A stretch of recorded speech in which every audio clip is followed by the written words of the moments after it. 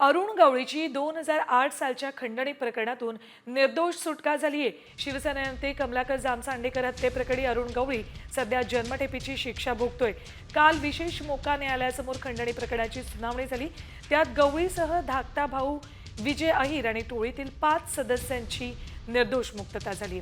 या प्रकरणी एकूण 9 आरोपींचा समावेश होता। त्यापैकी एकाचा खटल्यादरम्यान मृत्यू झाला तर एक जण माफीचा साक्षीदार झाला।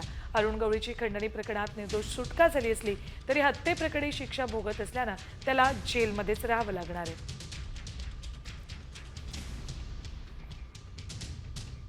अरुण गवळीची 2008 सालच्या खंडणी प्रकरणातून निर्दोष सुटका झाली आहे। शिवसेना नेते कमलाकर जामसांडेकर हत्येप्रकरणी अरुण गवळी सध्या जन्मठेपेची शिक्षा भोगतोय। काल विशेष मोका न्यायालयासमोर खंडणी प्रकरणाची सुनावणी झाली। त्यात गवळीसह धाकटा भाऊ विजय अहिर आणि टोळीतील 5 सदस्यांची निर्दोष मुक्तता झाली। या प्रकरणी एकूण 9 आरोपींचा समावेश होता। त्यापैकी एकाचा खटल्यादरम्यान मृत्यू झाला तर एक जण माफीचा साक्षीदार झाला। अरुण गवळीची खंडणी प्रकरणात निर्दोष सुटका झाली असली तरी हत्येप्रकरणी शिक्षा भोगत असल्यानं त्याला जेलमध्येच राहावं लागणार आहे।